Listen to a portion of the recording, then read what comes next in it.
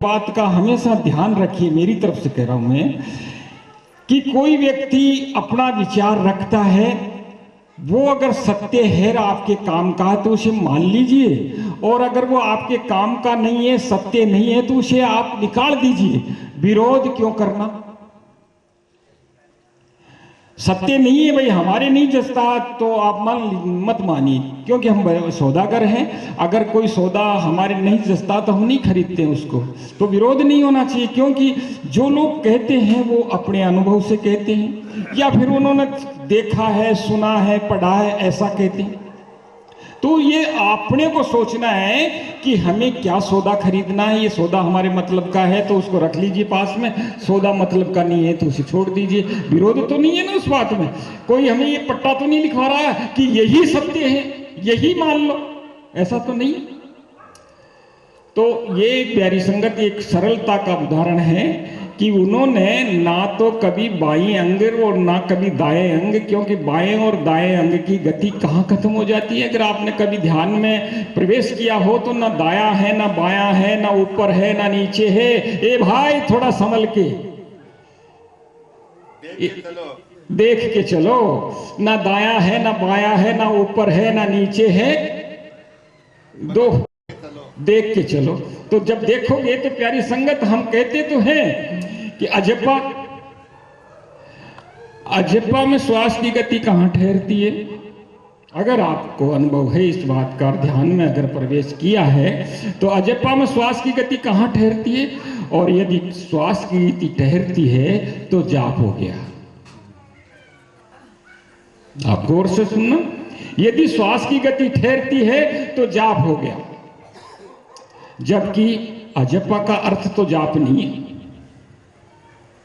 और जाप नहीं है तो श्वास की गति कहां है भाई। जब तक श्वासों की गति रहेगी, जब तक तो जाप सुमरना चलती ही रहेगी हर साधक के, चाहे वो जानी है तो, चाहे अजानी है तो। समझ में आई? और एक बात और कहूं मैं आपको, मैंने पहले भी कहा था कि अगर हम देखने चलते हैं, क्योंकि इसको बहिरंग मत बनाइए शब्द को, जब वो शब्द अंदर जाता है हमारा तो बहिरंग क्यों। जब हम देखते हैं, आप व्यवहार में आइए, इस तरह से आइए कि ना तो कभी 11 सुनी होती है, ना 12 सुनी होती है, ना 10वां द्वारा सुना होता। क्योंकि समाधि में जाने के जाए बिगर 10वां द्वारा को हम जान नहीं पाते हैं। 9 दरवाजे हमारे खुले हैं, खूब दौड़ते लगाते हैं, खूब दौड़ लगाते हैं, खूब दौड़ लगाते हैं। 9 दरवाजे हमारे जैसे आंख, नाक, कान, ये 9 दरवाजे तो खूब दौड़ लगाते हैं, लेकिन 10वां द्वारा जो बंद है वो उसमें जब जाते हैं तो उसमें पता नहीं सांस होता है कि नहीं होता। मैं भी आपको यूं अटकल से ही बता रहा हूं। तो ना तो 11 सुनी होती है, ना 12 सुनी होती है, ना मंगलाचार सुना होता है। मंगलाचार है तो सुन कहां आ गई उसमें। मंगलाचार में तो गीत गाती है, चाहे आप पुरुष लोग गाएं, चाहे माता लोग गाएं। सुन्नता कहां आती है मंगलाचार में? थोड़ा गौर करने की बात है कि सुन्नता कहां आती है। सुन्न तो उसे कहते हैं जिसमें कुछ बने ही नहीं, जिसमें कुछ विक्षोभ हो ही नहीं, कोई तरंग उठे ही नहीं, उसे सुन्न कहते। एक बात है, तो हम जब देखते हैं, क्योंकि सुन कब होती है फिर? क्या उस नाथ जी का बोल सुन मिथ्या नहीं हो सकता है? क्योंकि महापुरुष कभी मिथ्या कहते ही नहीं, भले ही हम ना समझ पाए उनको। तो सुन कब होती है बंधु? ये संसार की गति जो है, इस काल की जो गति है, वो आप देखिएगा थोड़ा सा, कभी भी शून्यता को लिए नहीं होती। उसका कारण समझो कि भानु चंद्र बिन काल न दर्शे, और बादल बिना मेह नहीं बरसे। भानु चंद्र बिन काल न दर्शे, और जब काल रात और दिन में चलता ही है। श्रवण बिना नहीं शब्द बिछाने, और जिव्या बिन खट रस नहीं जानी। क्योंकि इंद्री गत है ये सारे कार्य, इंद्रियगत है। इसलिए सुना कब है, यूं समझ लीजिए थोड़ी देर के लिए कि जैसे ना रात है ना दिन है, ना रात है ना दिन है, तो फिर क्या है, फिर संध्या हो जाएगी। लेकिन जब संध्या भी नहीं तो क्या है, फिर वो शून्य है। जब तीनों कालों की गति खत्म हो जाती है तो फिर वो शून्य है। क्योंकि तीन काल तक की तो सभी भागते, सभी कहते हैं, क्योंकि जानते भी तीनों कालों की। आदि बिना मद बने न कब हूं, आदि बिना मद बने न कब हूं, और मद बिना अंत न हो। आदि के बिना मद नहीं बनेगा और मद के बिना अंत नहीं होगा। और आदि, अंत और मद, तीनों कालों की गति जब खत्म होती है तब कह उठते सप्त श्री अकाल बोले सोई निहाल। तो प्यारी संगत, अब मैं मेरी जगह बोलना था जो आ जाऊं। ये बात ऐसी है, संतों के वचन है, और ये बात मैं मानता हूं कि भाई जिस तरह से हमने समझा है वो ही ठीक है, मान्यता नहीं है, वो ही ठीक है। क्योंकि हम कितना दौड़ है हमारी समझ भी तो हमारी अवस्था गति चलती है। देखिए अभी वो भाई साहब, क्या नाम है इनका, वो साधु राम जी का जो संत राम, हाँ बोलो, आप बोलो बोलो महाराज, बोलो। नहीं, आप मैं तो ये बोलना चाहता हूँ महाराज जी कि अब संतों की वाणी का और संतों के बिना हम मिथ्या भी तो नहीं कर सकते ना। तो किस बड़े बड़े महान संत हैं, उनकी अब वाणी को, उनके विचार को कैसे मिथ्या बना सकते हैं? किस बेवकूफ ने कह दिया मिथ्या? कह रहे हो कि भाई तुमने कैसा मान लिया, कैसा जान लिया तुमने कि ये सत्य है? आपने कहा नहीं अभी महाराज जी की, कैसा मान लिया तुमने? मैंने तो कहा नहीं मिथ्या, अगर आपने सुना है तो भाई मैं क्या करूं, मेरा तो दोष नहीं। वो आपने तो कहने के बाद तो मैंने तो कभी मिथ्या कहा ही नहीं कि संतों की वाणी कभी मिथ्या आपने, लेकिन वो तुमने कहते कि कैसा मान लिया, मिथ्या ही हुआ। फिर मेरे कहने का तात्पर्य है महाराज जी का, आपने जब कहा भाई कैसा मान लिया, कैसा आप बोल लो, मैं तो देखो क्रॉस में तो बोलूंगा नहीं। मेरे तो ये है कि मेरे को पट्टा नहीं लिखाना कि यही सत्य है। आपने कहा सो ही सत्य है मेरी तरफ से।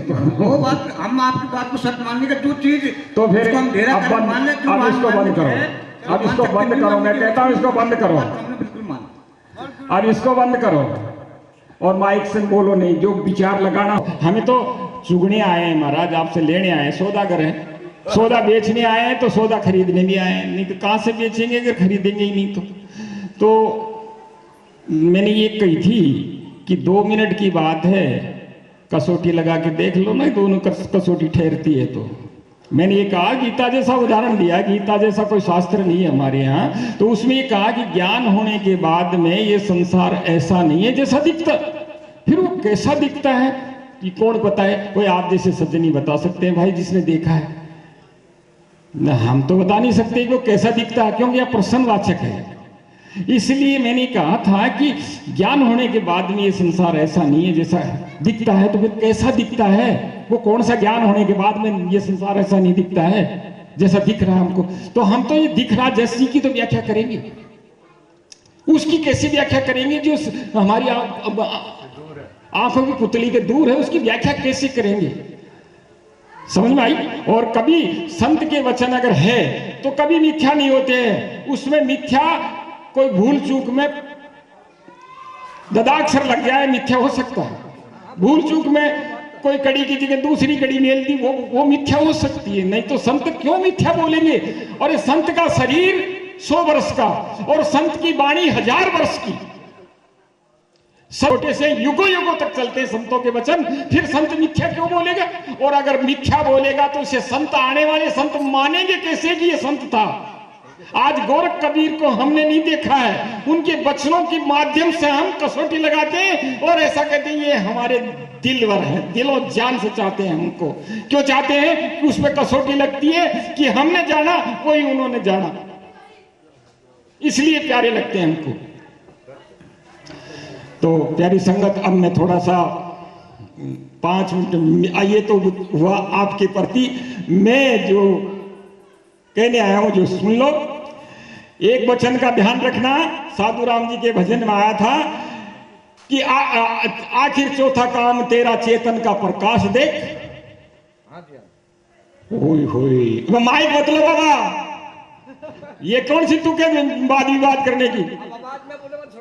नरे मैं सुना रहा हूं तो ताऊ जी, ये ज्ञान का बोझ ले लेकर के तो हम मतलब जो ना बोझ मर रहे हैं कि मैं जानूं। और जब हम ये पूछने लगेंगे कि कभी उस तरंग को कानों से सुनी है तो नानी याद आ जाएगी हमको कि सुनी है क्या कभी उस नाद को, या आकाशवाणी के माध्यम से निकलती है तो पता लग जाएगा कि हाँ हमने सुनी है, तो हम उसको प्रणाम करेंगे। प्रणाम क्यों करेंगे कि ये मार्गी है उस सत्य का। तो यही तो एक बात है, कहने के लिए तो हम बहुत हैं। तो मैं एक बात कहूंगा, मैं मेरे सब तरीके से 5 मिनट 2 मिनट का समय लूंगा। सत्संग चलेगी अपनी बढ़िया चल रही, और आप जैसे सज्जन, मुझे इसलिए खुशी हुई कि सब मंजे भी है, और आपने क्या कहूँ सारी उम्र से सत्संग भी कर रहे हैं, भले ही कुछ। तो एक तो ये मैं कहूंगा, देखो अभी जो बच्चे आए थे ना, ये अभी 5-7 बच्चे आए थे, तो हम कहते हैं भाई ये जो रंगे हुए हैं ना, ये पके पकाए, इनको अगर हम बात कहते हैं तो कोई झेल नहीं पाता है, क्योंकि रंग तो शुरुआत में चढ़ता है, बाद में पाके घड़े हो जाते तो पाके घड़ों के रंग नहीं छटता, कच्चों के रंग छट जाता है। तो एक कहते हैं कि भाई हमने उन गुरुजी को देखा, उन गुरुजी को देखा, उन गुरुजी को, गोरख को देखा, कबीर को देखा, नानक को देखा, दादू को देखा, अनंत संतों को देखा। और एक शेर मैं कह दूं बीच में, फिर मेरे याद आ जाएगी, किसी को मेरी मंजिल का पता पाया नहीं जाता। तो ये बोल तो मिथ्या हो गया। अगर किसी को मंजिल का पता पाया ही नहीं जाता तो फिर किसको पता हुआ? मगर इसमें सुधार क्या है कि कामिल मुर्शद के बिना मेरी मंजिल का पता पाया नहीं जाता, और जहां मैं हूं वहां फरिश्तों का साया नहीं जाता। मोहैया अकल वालों से ये सुलझाया नहीं जाता। बहुत अकल के गांठ बांध करके फिर रहे हैं अकल वाले, मोहैया अकल वालों से ये सुलझाया नहीं जाता, और जब तक है खुदी तो खुदा पाया नहीं जाता।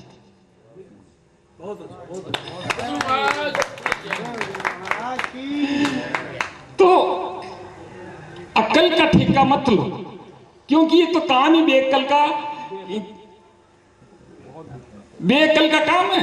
अकल वाले तो बहुत दूर से, जैसे मैंने कहा ना कि कला कहाँ है, कला सारी कलाएं प्राणों में छिपी पड़ी है, लेकिन प्राणों की गति अवरुद्ध हो जाती है तो कला कहाँ ठहर पाती है? बड़ी प्यारी बात है। जीवन कहाँ ठहर पाता है? जब प्राणों की गति ठहर जाती है तो राम नाम सत्य हो जाता है। और अगर मरने के बाद राम नाम सत्य करो तो फिर क्या है तुम्हारा उसमें रुतबा? परले का सौदा है वो। अरे जीते जी मर के देखो ना, जब पता लगेगा कि कलाएं कब खत्म होती है।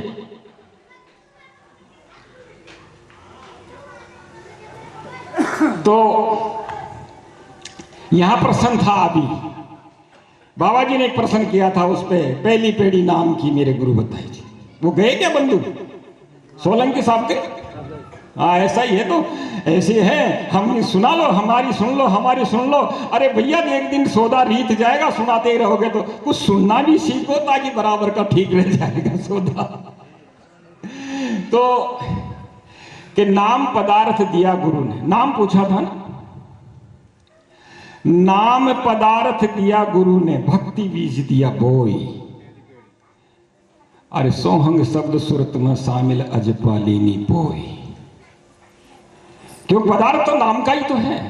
अब कैसे दिया और अजपा लेनी बोई? तो मैं ये पूछना चाहूंगा प्यारी संगत कि नाम नहीं ठहरता है तीनों में ही, तीनों अवस्था में नाम नहीं ठहरता है। प्रैक्टिकल करके देख लो ना। तो किसे कर लो?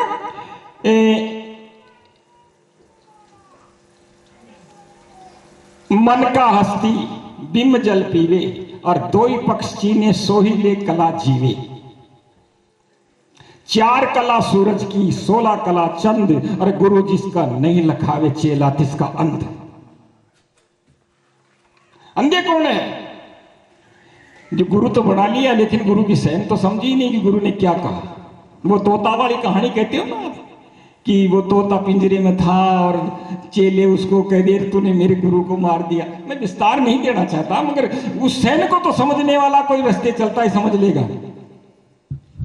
तो ये एक बात हुई कि सोहंग शब्द सुरत में शामिल अजपा लेनी पोए, नाम पदारथ दिया गुरु ने, भक्ति बीज दिया बोए। तो बीज किस तरह से फूटता है?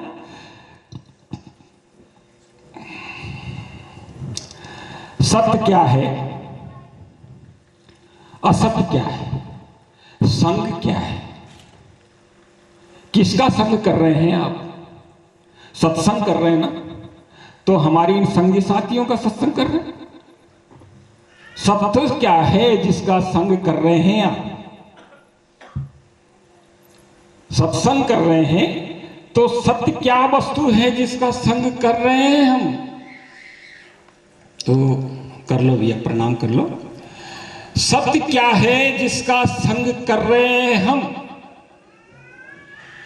संतों के संग करने को सत्संग कहते हैं, सज्जनों के संग को भी सत्संग कहते हैं, दुर्जनों के संग को भाई कुसंग कहते हैं। ये भी एक सत्संग ही है। लेकिन जहां साधना मार्ग में हम प्रवेश करके जहां ध्यान के माध्यम से हम सत्संग को सुनते हैं, तो सत्संग क्या है? ये सत्य है कौन सी चीज जगत में जो सत्य जिसका संग किया जाए? सत्य वस्तु क्या है इस संसार में जिसका संग किया जाए, जिससे हमारा भला हो? क्योंकि सत्य क्या है? एक तो है ये संसार जिसे अनात्म कहते हैं, और एक ये आत्मा जिसको सत्य कहते हैं। तो आत्मा सत्य है और अनात्म असत्य है। ये समझ में आई बात आपकी? ये सारा संसार जो दृश्य में जगत है, गो गोचर जहलग मन जाहिर सो सब माया जानऊ। तो जहां तक ये दृश्य में संसार है जो दिखता है, वो सारा असत है, बढ़ता है मिटता है, बढ़ता है मिटता है। ये आज शरीर है, आज जवान है, कल बुढ़ा है, कल बालक है। ये सारा मिटने वाला, बनने वाला, मिटने वाला वही असत है। और जो ना बढ़ता है ना मिटता है वही सत्य है। तो केवल ज्ञान गुरु दियो हंस को जानी सार असार, और आत्म सत्य असत अनात्म निराधार आधार। तो सत्य आत्मा का संग, तो आत्मा का संग कैसे करोगे? इधर देखो, सुंदर बाबा की तरफ देख करके तो मैं कभी आत्मा का संग नहीं कर सकता हूं। आत्मा का संग कब करूंगा? जब मैं उल्टा हो जाऊंगा तो मेरी आत्मा का संग कर लूंगा। नहीं तो हम शरीर का संग करेंगे, हमारे मित्रों का संग करेंगे, संगी साथियों का संग करेंगे, यही तो संग होगा। और इसमें तो वो शरीरधारी भी मरेगा तो वो शरीरधारी भी मरेगा, कोई थिर तो रहता ही नहीं। तो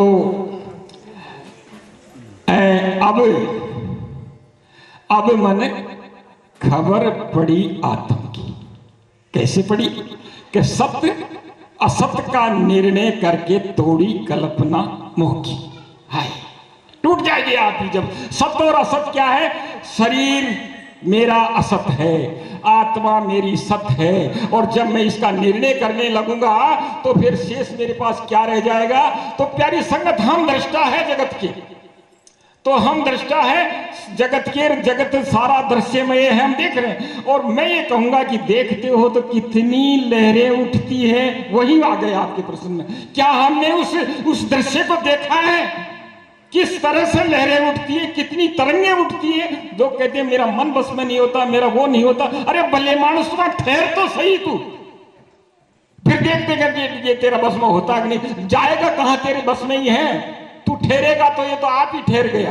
अरे तू भगता है, ये तेरे पहले भगता, जैसे आप भगते हो, छाया पहले भगती है, वैसे ही वो तो छाया माया है, भगेगी। और तू ठहर गया तो छाया ठहर गई।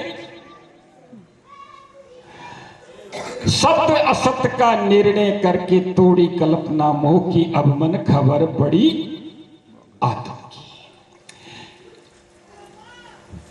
कि सात धात के रज बीरज से बूंद बनी है जल की, और पांचों तत्व तीन गुण भेड़ा नीम लगी काया की। अब मन खबर पड़ी आत्म की, सत असत का निर्णय करके तोड़ी कल्पना मोह की। कि 5 कोस पर पिंड रचा है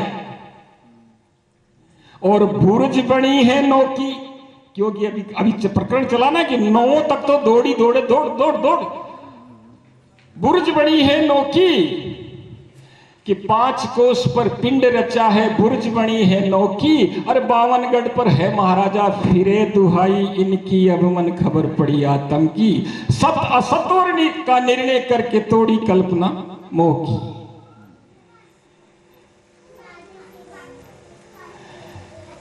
इशारा चाहिए समझदारों को, और ना समझों को चाहे ढोल बजाओ। समझदारों को इशारा होता है, जो समझे हैं उनके लिए बात है, जो ना समझे हैं उनके लिए देखिएगा पार्टी पेंसिल कॉफी की जरूरत किन के लिए पड़ती है? जो प्रवेश करते हैं, और जो प्रवेश से ऊपर उठ जाते हैं उनके पास वो बहुत सारा बस्ता बोझा लादने की जरूरत नहीं होती है। तो फिर वो कहते हैं कि जैसे अभी इन्होंने कहा था कि इंगला पिंगला पहरे ला गया और शेरी ली सुकमण की, अजप्पा जाप जपे नर बिरला, तोड़ काल की चौकी, अब मन खबर पड़ी आत्म की। तो यह प्रश्न होता, वही खड़ा हो गया अजप्पा। और प्यारी संगत, मेरा ये मानना है कि जहां तक श्वास अपाने जुब्बति प्राणम प्राणे पान तथा परे, प्राणापान गति रुद्धवा प्राणायाम पराया।